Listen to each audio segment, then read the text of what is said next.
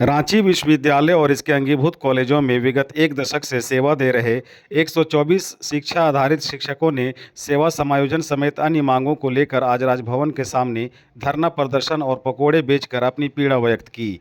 धरना पर बैठे अतिथि शिक्षकों ने रांची विश्वविद्यालय प्रशासन और उच्च शिक्षा विभाग के विरुद्ध उपेक्षापूर्ण रवैया अपनाने का आरोप लगाते हुए कहा कि आज हमारी स्थिति इतनी दयनीय हो गई है कि सरकार का ध्यान आकृष्ट कराने और न्याय के लिए हमें क्लासरूम से बाहर निकलकर धरना पर बैठने और पकोड़े तलने के लिए विवश होना पड़ रहा है। अतिथि शिक्षकों ने आगे बताया कि मंत्रिमंडल से अतिथि शिक्षकों की सेवा समायोजन को लेकर प्रस्ताव पारित किया जा चुका है, लेकिन अफसरशाहों के पैंतरेबाजी के कारण समायोजन पर अमल नहीं हो पा रहा है।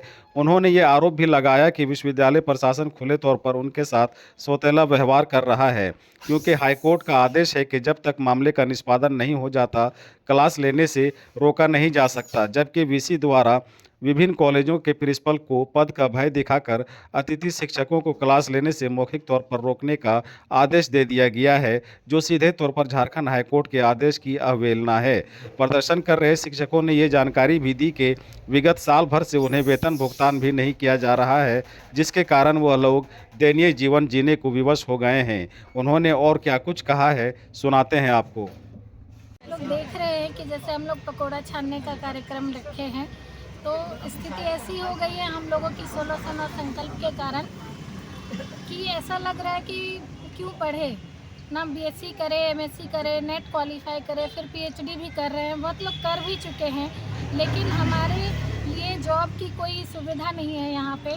और उससे बेहतर होता कि अगर नहीं पढ़े होते तो कुछ तो काम कर रहे होते, चाहे पकोड़ा छान रहे होते या घर में जाके काम कर रहे थे या कुछ भी अपना छोटा मोटा भी काम करके अपना जीवन गुजारा कर सकते थे। लेकिन चूंकि पढ़ लिए, इतने दिनों से पढ़ा रहे हैं, बच्चों का भविष्य सेव कर रहे थे, लेकिन आज बच्चों के लिए भी लगता है कि वो लोग भी जो इतनी पढ़ाई कर रहे हैं उनके लिए आगे भविष्य में क्या रखा है। नाम आपका? दीपशिखा। ठीक। कहाँ जा रहे हैं, लेकिन हम लोगों को सरकार और रांची के कुलपति अजित कुमार सिन्हा और राहुल पुरवार की गलती का खामियाजा यह भुगतना पड़ रहा है कि आज हमारे पास नौकरी नहीं है और हमें आज पकोड़ा छानना पड़ रहा है।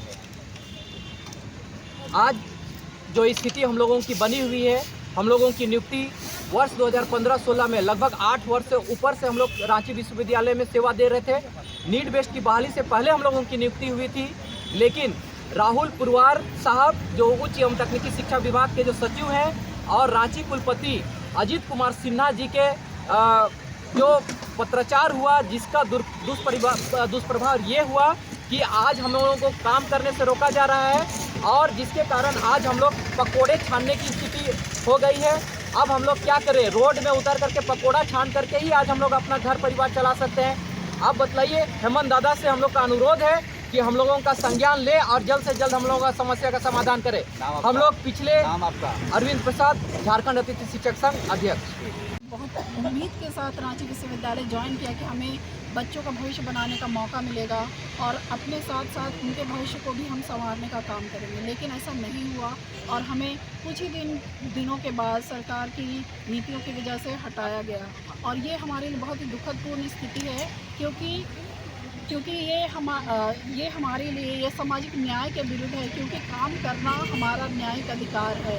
राज्य सरकार राज्य के नीति निर्देशक तत्वों और उसके सिद्धांतों के विरुद्ध कार्य करते हुए हमारे एक लोक कल्याणकारी राज्य की स्थापना का जो उनका उद्देश्य था वो कहीं नज़र नहीं आता और हमारे विरुद्ध जो कार्य किया गया 1609 के तहत हमें कार्य करने से रोका गया, ये बहुत ही दुखदपूर्ण बात है और निश्चित तौर पे ये हमारे लिए दुखद है और इसीलिए इसको हटाया जाना चाहिए और हमारे लिए हमें पुनः बहाल किया जाना चाहिए। नाम बताइए। मैं पूनम कुमारी, डोरंडा कॉलेज।